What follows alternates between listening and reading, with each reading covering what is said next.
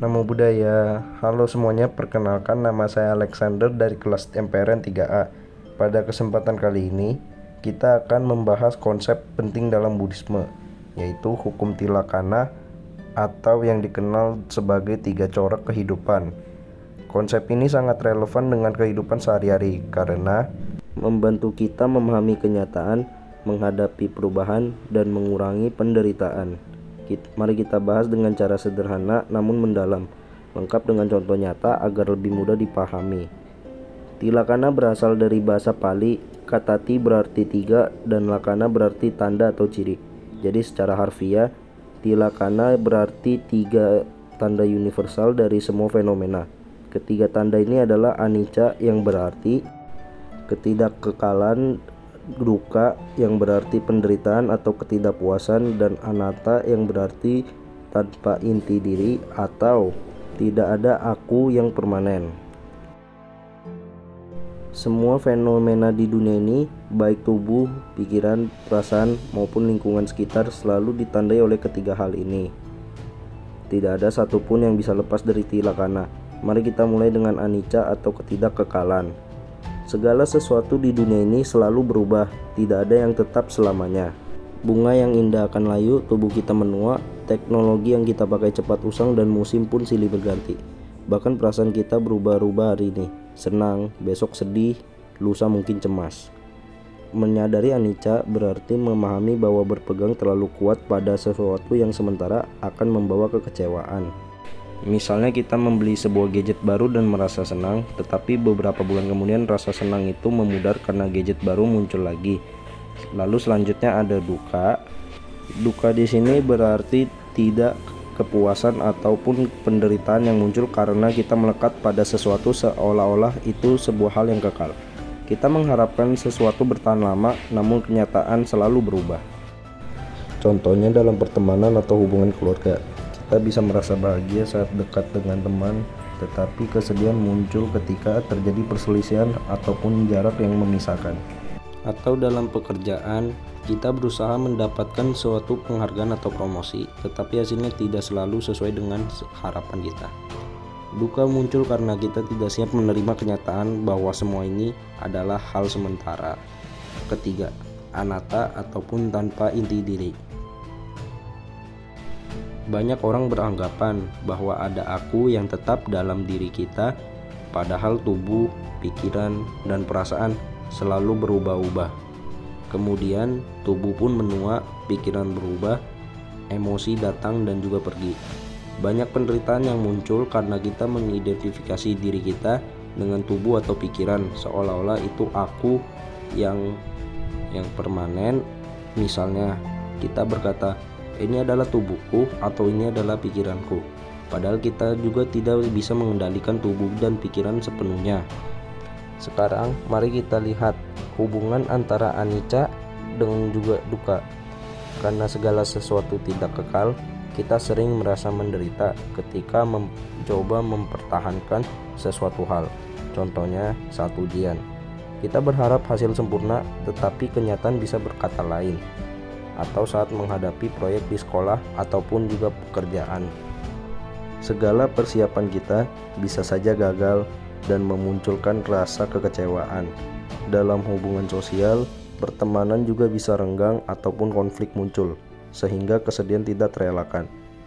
Menyadari ketidakkekalan membantu kita bisa menerima kenyataan dengan lebih tenang, tidak terlalu larut dalam kesedihan itu. Contohnya, dari kesehatan dan juga harta. Mungkin bisa saja hari ini kita memiliki tubuh yang sehat, tetapi bisa saja besok hari itu tubuh kita sakit. Kemudian barang yang kita miliki juga bisa saja hilang, rusak, ataupun dicuri. Bahkan teknologi atau hobi yang kita sukai biasanya bisa berubah seiring waktu. Jika kita terlalu melekat pada hal-hal itu, kita akan menderita saat terjadi perubahan. Tetapi dengan memahami sifat ketidakkekalan, kita bisa menikmati hal-hal tersebut tanpa keterikatan yang berlebihan, belajar bersyukur, dan tetap tenang ketika menghadapi sebuah kehilangan ataupun sebuah perubahan. Selain itu, refleksi sederhana dapat membantu kita. Misalnya, Bayangkan jika kita sedang menunggu hujan di luar rumah kita. Kita mungkin merasa kesal saat hujan datang dan juga mengganggu rencana-rencana kita. Tetapi hujan itu juga membawa manfaat seperti menyuburkan tanaman, mengisi sungai, dan juga menyejukkan udara. Dengan kesadaran seperti ini, kita belajar menerima bahwa segala sesuatu selalu berubah dan setiap perubahan pasti memiliki sisi positifnya itu tersendiri. Sekarang mari kita lanjut membahas hubungan antara duka dan juga anatta. Penderitaan muncul karena kita berpegang pada sesuatu seolah itu milik kita. Padahal di dunia ini tidak ada yang benar-benar kekal ataupun abadi. Misalnya kita berkata tubuhku, padahal tubuh bisa saja sakit atau menua tanpa kehendak kita. Kita berkata pikiranku, padahal bisa saja pikiran gelisah ataupun sedih meskipun kita ingin tenang. Artinya, penderitaan yang muncul karena kita menganggap ada aku yang permanen, padahal semua fenomena batin dan juga jasmani selalu berubah-ubah. Menyadari anatta membantu kita mengurangi keterikatan dan juga menerima kenyataan. Bagaimana hubungan antara anicca dan juga anatta? Jika segala sesuatu berubah, maka jelas tidak ada inti diri yang tetap. Tubuh menua meski kita menolak, pikiran berubah meski kita ingin bahagia. Bahkan pengalaman, kenangan, dan lingkungan kita terus selalu berganti. Ketidakadaan inti diri ini menunjukkan bahwa tidak ada aku yang permanen. Dengan memahami anatta, kita bisa melihat bahwa kesedihan dan ketidakpuasan bukan muncul karena dunia, tetapi karena kita salah memahami konsep aku dan melekat pada hal-hal yang tidak kekal.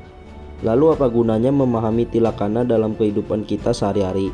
Ada beberapa manfaat besar yang bisa kita rasakan. Lalu manfaat yang pertama yaitu kita dapat mengurangi keterikatan. Ketika kita sadar bahwa semuanya tidak kekal, kita tidak terlalu melekat pada harta, jabatan, ataupun suatu hubungan. Kita belajar mencintai tanpa harus memiliki, menerima perubahan, dan bersikap lapang. Misalnya, kita bisa menikmati pertemanan atau hobi tanpa takut kehilangan karena kita sadar semuanya hanya bersifat sementara. Kedua, menghadapi penderitaan dengan bijak. Dengan memahami bahwa penderitaan adalah bagian alami dari hidup, kita pun bisa lebih tidak mudah putus asa. Saat gagal dalam ujian, proyek, atau hubungan, kita bisa menerima kenyataan, tetap tenang, dan juga mencari jalan keluar dengan kepala dingin. Kesadaran ini membuat kita tidak terjebak dalam frustasi ataupun stres yang berlebihan. Bahkan, kejadian kecil sehari-hari seperti macet di jalan, gadget rusak, ataupun kesalahan dalam pekerjaan bisa kita hadapi dengan lebih sabar dan juga lebih dengan penuh pengertian. Kemudian manfaat yang ketiga yaitu kita bisa membangun kebijaksanaan. Menyadari bahwa tidak ada inti diri yang kekal membuat kita lebih rendah hati, tidak egois, dan juga lebih mudah memahami orang lain. Misalnya, ketika teman ataupun rekan kita melakukan kesalahan, tetapi kita tidak langsung marah ataupun tersinggung. Justru kita mencoba memahami keadaan yang sedang mereka alami. Hal ini juga membantu kita bersikap lebih bijak dalam mengambil keputusan sehari-hari, baik di sekolah, kampus, maupun lingkungan kerja kita yang akan datang. Kemudian manfaat yang keempat, kita memperoleh sebuah ketenangan batin. Saat kita menyadari atau menerima bahwa dunia ini penuh dengan perubahan, penderitaan, dan tanpa inti diri, kita menjadi lebih siap menghadapi situasi apapun itu yang terjadi pada kita. Hati kita bisa jadi lebih damai dan kita tidak mudah terguncang oleh kesulitan ataupun kehilangan. Bahkan hal-hal kecil sehari-hari seperti hujan yang mengganggu rencana ataupun kerusakan gadget dan perubahan rencana atau jadwal bisa kita hadapi dengan lebih tenang dan juga lebih ikhlas. Kita juga menambahkan refleksi sederhana. Bayangkan kita menanam sebuah pohon, kita merawatnya dengan penuh cinta dan juga kita berharap untuk tumbuh dengan sempurna, tetapi kadang hujan deras merusak beberapa cabang dari pohon tersebut. Jika kita terlalu melekat pada pohon tersebut, maka kita akan kecewa nantinya. Namun, jika kita memahami tilakana, kita menerima perubahan itu sebagai bagian alami dan kita tetap merawat pohon dengan ikhlas dan belajar menikmati proses tersebut. Jadi dari pembahasan kita, mari kita simpulkan bahwa tilakana adalah 3 tanda universal: anicca, dukkha, dan anatta. Anicca menyebabkan duka, kemudian duka berkaitan erat dengan anatta, dan anicca juga membuktikan anatta. Memahami tilakana membantu kita lebih bijak, tenang, rendah hati, dan siap menghadapi perubahan apapun itu dalam kehidupan sehari-hari kita. Semoga pembelajaran kali ini bukanlah hanya sekedar teori, tetapi juga membantu kita dalam menjadikan bekal praktis untuk menjalani hidup dengan lebih damai. Terima kasih telah menyimak video ini.